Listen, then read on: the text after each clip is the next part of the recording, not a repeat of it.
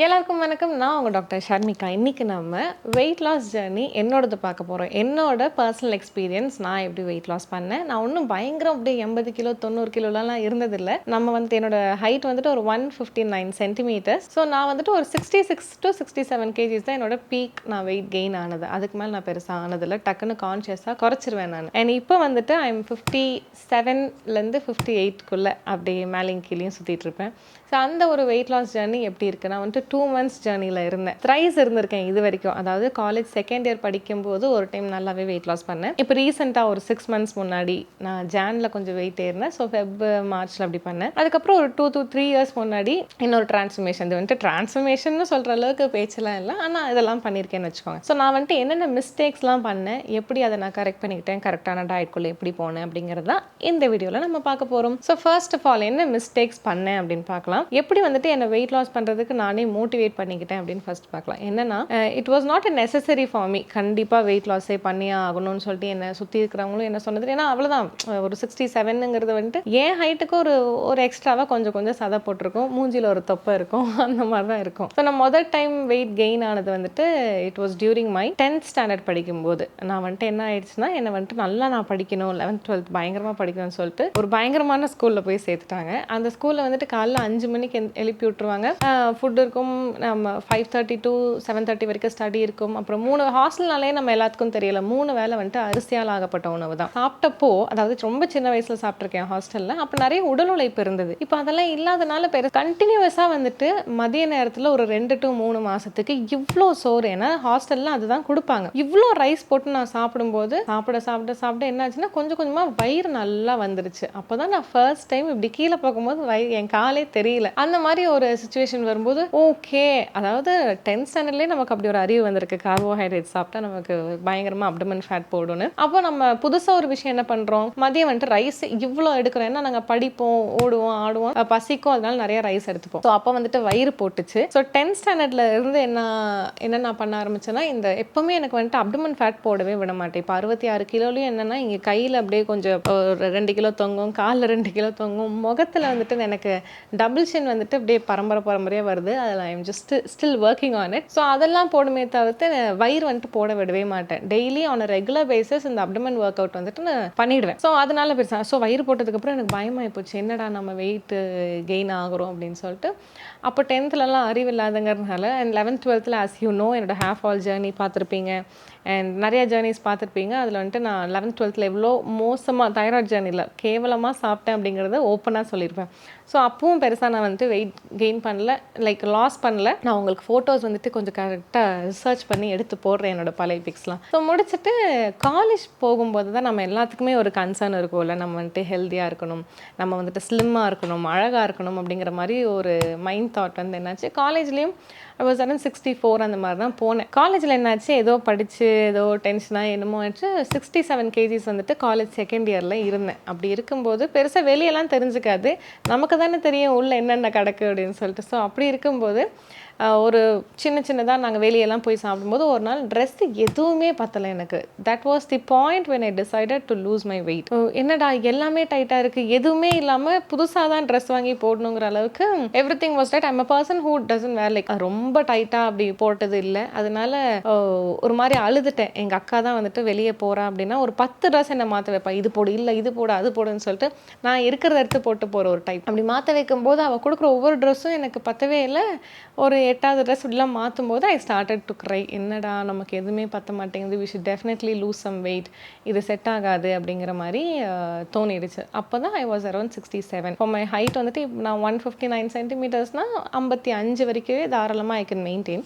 So அப்போ I decided to go on a diet. அப்போ நான் பண்ண மிஸ்டேக் இதுக்கும் அம்மாலாம் எனக்கு சூப்பராக டயட் போட்டு கொடுப்பாங்க. ஆனால் அந்த எந்த கைடன்ஸும் இல்லாமல், சின்ஸ் அவங்களும் வெளியூரில் இருந்தாங்க, நானும் அக்காவும் தனியாக ஒரு பிஜியில் தான் இருந்தோம். அப்புறம் கொஞ்ச நாள் கழிச்சு ஒரு தனி வீட்டில் ஒரு பெட்ரூம் ஒரு ஹால் வச்சு நானும் ரோமி மட்டுமே நாங்கள் சமைச்சு சாப்பிட்ட மாதிரி ஒரு சுச்சுவேஷன் வந்துச்சு. ஸோ அப்படிலாம் இருக்கும்போது யாருமே இருக்க மாட்டாங்க, நம்ம இஷ்டத்துக்கு சாப்பிட்லாம். ஃபோன் பண்ணி அம்மா கேட்டால் சாப்பிட்டேன்னு சொல்லிடுவேன். ஆனால் நான் என்ன பண்ணிட்டேன்னா, ஸ்டார்டிங்கில் டு லூஸ் வெயிட் டக்குன்னு லூஸ் பண்ணணும் அப்படிங்கிறதுனால வாட்டர் ஃபாஸ்டிங் இருந்தேன், யாரோட கைடன்ஸ்லையுமே இல்லாமல்.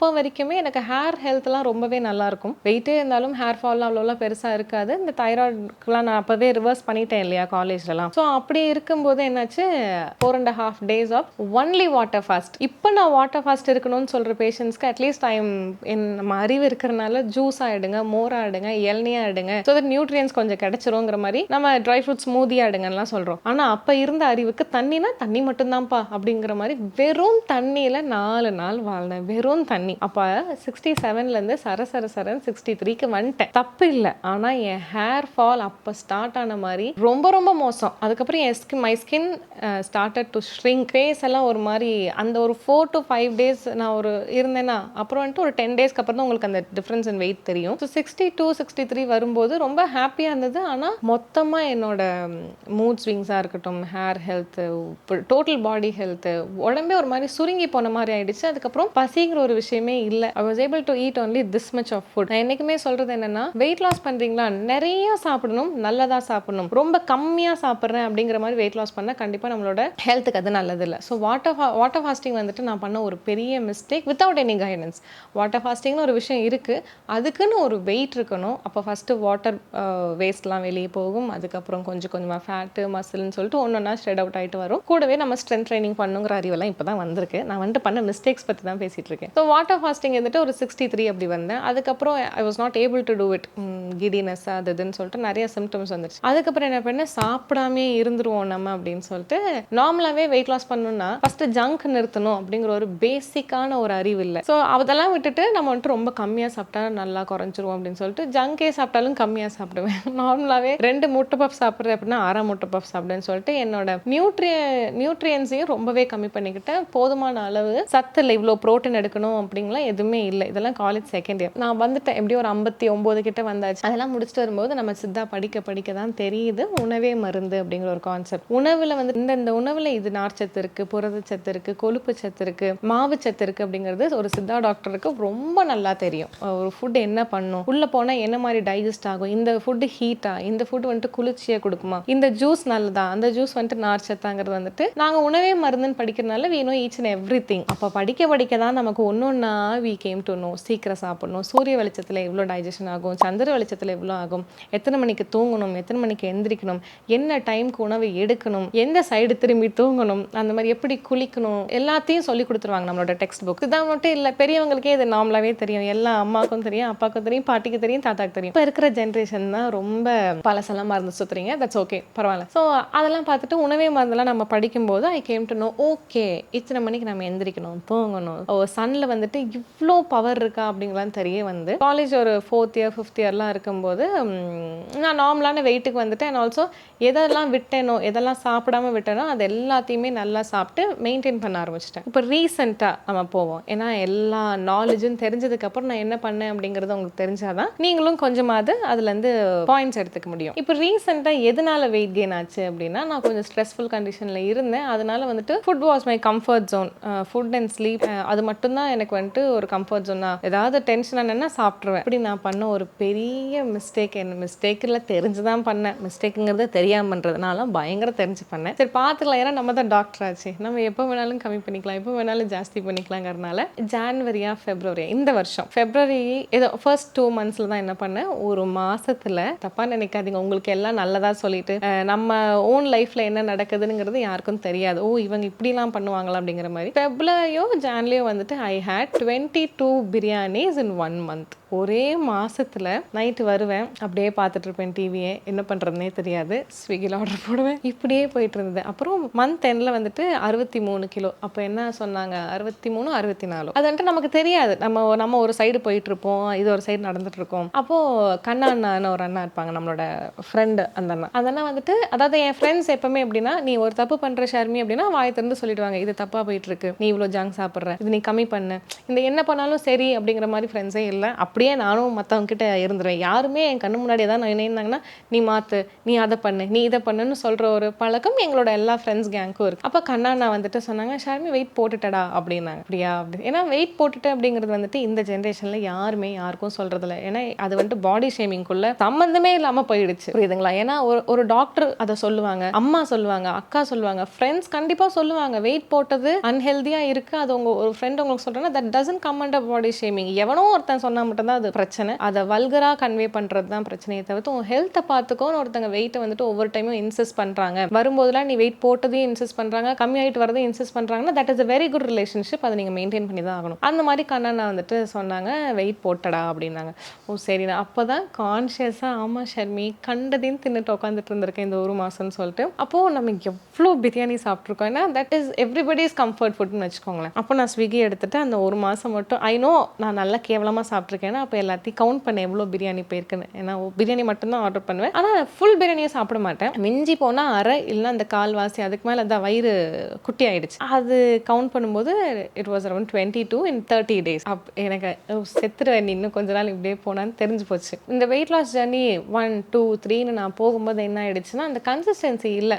நான் வந்துட்டு டே 1ன்னு சொல்லிட்டு அது வீடியோ எடுத்து அதை பண்ணி இதை பண்ணி எங்கே போனாலும் இந்த வீடியோ எடுக்கிற மாதிரியே இருந்துட்டு இருந்தனால ஒரு 5 days பார்த்தேன். அதுக்கப்புறம் என்னால் பண்ண முடியல. அதனால என்ன பண்ண, சரி நம்மளை ஃபஸ்ட்டு பார்த்துட்டு அதுக்கப்புறம் நம்ம மக்களுக்கு வந்துட்டு ஒரு வீடியோவாக போட்டோன்னா தட் வில் பி யூஸ்ஃபுல்லுங்கிற மாதிரி. ஃபர்ஸ்ட் ஆஃப் ஆல் இந்த 2 டைமும் நான் வெயிட் லாஸ் பண்ணும்போது all I had is a goal. இப்போ 67 கிலோ இருக்கும்போது அந்த ட்ரெஸ் பத்தாத அவமானத்தில் வந்துட்டு நான் டக்குன்னு இழைச்சேன். ரெண்டாவது வந்துட்டு 463ல இருக்கும்போது என்ன கோல் இருந்தது, நம்ம 4 பேருக்கு வந்துட்டு வாய் திறந்து வெயிட் லாஸ் பண்ணுங்கன்னு பேசினா நம்ம அதுக்கு கரெக்டாக இருக்கணும். நம்ம கண்ணாமண்ணான்னு இருந்துட்டு நீங்கள் அதை பண்ணுங்க இதை பண்ணுங்கன்னு சொல்கிறது வந்துட்டு பண்ணலாம், தப்பு இல்லை. ஆனால் இன்னுமே கொஞ்சம் அவங்க என் பேஷண்ட்ஸ் மோட்டிவேட் ஆகணும், என்னோட கிளைண்ட்ஸ் மோட்டிவேட் ஆகணும் அப்படின்னா நான் அதுக்கு ஏற்ற மாதிரி I should live up to it அப்படிங்கிறனால இந்த டைம் எனக்கு ஒரு கோல் இருந்தது. அண்ட் ஆல்சோ எப்போவுமே வந்துட்டு கரெக்டான வெயிட்டில் இருந்துக்கிறது, ஒரு ஹெல்த்தை கரெக்டாக மேனேஜ் பண்ணி, எனக்கு தைராய்டு லெவல்ஸ் வேறு முன்னாடி இருந்தது பாஸ்ட் ஹிஸ்ட்ரி. ஸோ அதை மெயின்டைன் பண்ணுறதுக்கு எனக்கு வந்துட்டு வெயிட் ரொம்ப முக்கியம். எல்லாத்துக்குமே வந்துட்டு வெயிட் ஒரு மேண்டேட்ரியான விஷயம். I always had a goal of being very fit, ரொம்ப ஃபிட்டாக இருக்கணுங்கிறது என்னோட கனவு அப்படிங்கிற மாதிரி. I have many role models.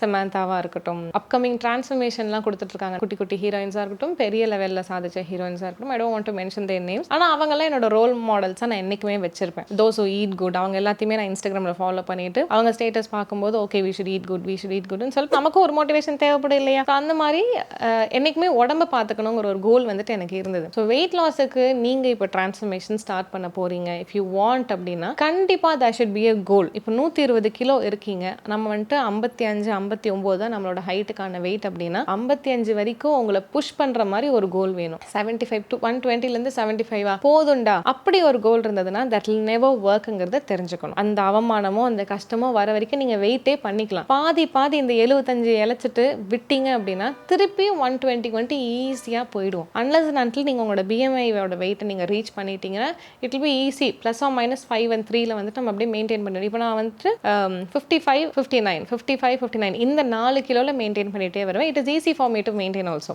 60 தொடவே விடவே மாட்டேன். 60 தொட்டுட்டேன்னா எனக்கு அது ரெட் அலர்ட் மாதிரி, வேறு ஏதாவது பிரச்சனை வந்துடும், என்னோட லெவல்ஸ் ஹேர் ஃபால் எல்லாமே வந்துட்டு கொஞ்சம் ஹைக் ஆகிடும் அப்படிங்கிற ஒரு அலாம் பெல் தான் நமக்கு வந்துட்டு 60 kgsங்கிறது. ஸோ 58 56 இப்படி மெயின்டைன் பண்ணுவோம். So first of all you should have a goal. அது இல்லை அப்படின்னா ஒரு தேவையே இல்லை நமக்கு வெயிட். நம்ம இப்படி தானே இருக்கோம், நம்ம புருஷன் இப்படியே நம்மளை ரசிக்க ஆரம்பிச்சிட்டாரு, நம்ம வந்துட்டு ஆண்களுக்கு வந்துட்டு மேக்ஸிமம் அப்டமன் ஃபேட் ரொம்ப இருக்கும், இதை பார்த்து யாரும் வந்துட்டு குறைன்னு சொல்கிறதில்ல. அதாவது எல்லாமே நார்மலாக இருந்தது தான் பெருசாக தோணிக்காது. ஸோ அது ஒன்று நல்லா வச்சுக்கோங்க. Without a goal nothing is possible அப்படிங்கிறது தெரிஞ்சுக்கணும். அங்கே ஒரு டெஸ்டினேஷன் இருக்குது அப்படின்னா அங்கே போய் ரீச் ஆகிற வரைக்கும் you should put all your effort. இன்னொன்று வந்துட்டு செகண்ட் பாயிண்ட் சொல்கிறது வந்துட்டு அந்த ப்ராசஸை ரசித்து பண்ணணும் அப்படிங்கிறது ரொம்ப முக்கியமான ஒரு விஷயம். ரசித்து பண்ணால் மட்டும்தான் அதில் கன்சிஸ்டன்சி இருக்கும். இவ்வளோ அழகாக ஃப்ரூட் சாப்பிட்றோமே, இவ்வளோ நாள் மோசமான உணவுகள் சாப்பிட்றோம், இப்போ ஃப்ரூட் சாப்பிட்றோம், இப்போ வெஜிடபிள் சாப்பிட்றோம், இப்போ முளைக்கட்டின பயிர் சாப்பிட்றோம், தானியங்கள் சாப்பிட்றோம், நான்வெஜ் இந்த அளவுக்கு ஸ்டீம் பண்ணி எடுத்துக்கிறோம், சீக்கிரமாக டைமுக்கு சாப்பிட்றோம். இதெல்லாம் வந்துட்டு ஒவ்வொரு விஷயத்தையும் ரசித்து சாப்பிடணும். ஒரு ஃபுல்லாக ஒரு ஃப்ரூட் பவுல் வந்து வைக்கும்போது ஐயோ அப்படின்னு சாப்பிட்டீங்கன்னா சத்தியமாக that will not work out for a long period of time. நீங்கள் ஒரு மாதம் பண்ணுவீங்க, அப்புறம் விட்டுருவீங்க. என்னோட வாங்க பழகலாம் பேஷண்ட்ஸ்க்கே நான் என்ன சொல்வேன்னா, லைக் மெம்பர்ஸ்க்கே நான் என்ன சொல்வேன்னா, இந்த ப்ராசஸை ரசித்து பண்ணுறதுக்கு ரெடியாக இருந்தால் மட்டும் பே பண்ணுங்கள், இல்லைனா வேண்டாம். எனக்கு அப்படிப்பட்ட ஒரு கிளையண்ட்டே வேணாம். நீங்கள் வந்துட்டு ஃபுல் டிரான்ஸ்ஃபர்மேஷன் கொடுக்கணும், பயங்கரமாக நான் ரெடி ஆகணும்னு சொல்கிறா மட்டும்தான் you should enrol. You should enjoy the diet. ஒவ்வொரு டயட் வரும்போது என்னது இந்த டைம் 2 மீல் தானா, நான் வந்துட்டு ஒன் டைம் மீலா 1 மீல் பிளான் கொடுக்குறீங்க, என்ன இவ்வளோ கொடுக்குறீங்க சாப்பிட்றதுக்கு, என்ன டீ காஃபியே இன்க்ளூட் பண்ண மாட்டீங்களா, இந்த மாதிரி கேள்விலாம் வந்துட்டு வரவே கூடாது. இந்த கம்ஃபர்ட்டாகவே சாப்பிட்டு கம்ஃபர்ட் ஜோனுக்குள்ளேயே இருந்துட்டு நான் வெயிட் லாஸ் பண்ணணும்னு நினைக்கிறது வந்துட்டு it will take many years to lose your wait. Like minimum to maximum 6 to 7 இயர்ஸ்ன்னு சொல்லலாம். டீயும் குடிப்பேன், காஃபியும் குடிப்பேன், ப்ரௌனியும் சாப்பிடுவேன், கேக்கும் சாப்பிடுவேன். மினிமல் குவான்டிட்டியில் கேலரி டெஃபிசிட்டில் நான் எடுத்து நான் குறைக்கிறேன் அப்படின்னு சொல்லும்போது சுகர் இஸ் ஸ்லோ பாய்சன் அப்படிங்கிறது, சுகர் இஸ் ஸ்லோ பாய்சன். எப்படி ஸ்லோ பாய்சன் பேர் வச்ச ஒரு விஷயத்தை வந்து on a ரெகுலர் பேசிஸ் எடுக்க தோணுதுன்னு எனக்கு தெரியல. Once in a while you can take, ஆனால் டிரான்ஸ்ஃபர்மேஷன் கொடுத்துட்டு தான் யூ மஸ்ட் டேக் அப்படிங்கிறது நல்லா தெரிஞ்சுக்கோங்க. நீங்கள் ஒரு 6 months ஜேர்னி பர் மந்த் வந்துட்டு நான் 4 kg ஸ்ட்ரெட் பண்ணுறேன், அதுக்கான டயட் பிளான் ஒருத்தங்க போட்டு கொடுத்துட்டாங்க அப்படின்னா அந்த 6 மாதம் முடிச்சுட்டு you can have what ever you want. ஏன் அப்படின்னா அதுக்கப்புறம் அந்த 59 கிலோவை மெயின்டைன் பண்ணுறதுக்கு என்ன பண்ணுங்கிறது உங்களுக்கு எல்லா நாலேஜும் தெரிஞ்சிடும். Every thing you will know. Each and every food பற்றின ஒரு நாலேஜ் உங்களுக்கு தெரியும். கீரை என்ன பண்ணும், வாழைத்தண்டு என்ன பண்ணும், பயிர் என்ன பண்ணும், ஸ்ப்ரவுட்ஸ் என்ன பண்ணும், புரத சத்து எடுத்தால் என்னென்ன விஷயங்கள்லாம் நம்ம உடம்புல மாறும், நீர் சத்து எடுத்தால் என்னென்ன மாறும், வெறுமனே கொழுப்பு சத்து எடுத்தால் என்ன மாறுங்கிறது. ஏன்னா நம்ம வந்துட்டு உணவுலையும் பேசிக்கான ஒர்க் அவுட்ஸ்லேருந்து தான் நம்ம குறைக்க போகிறோம். அப்போ எல்லாமே தெரிஞ்ச ஒரு பர்சனுக்கு 1 கிலோ போட்டால் அதை எப்படி குறைக்கணும்னு தெரியாதா? ஸோ அதைத்தான் நான் சொல்கிறேன். இந்த விஷயங்களை வந்துட்டு பிடிச்சி ரசித்து அனுபவித்து பண்ணும்போது இந்த ஜேர்னி வந்துட்டு ரொம்ப சந்தோஷமாக இருக்கும். ஐயோ அப்படின்னு பண்ணிட்டோம்னா கண்டிப்பாக சொல்கிறேன் 10 நாளைக்கு மேலே போக மாட்டீங்க.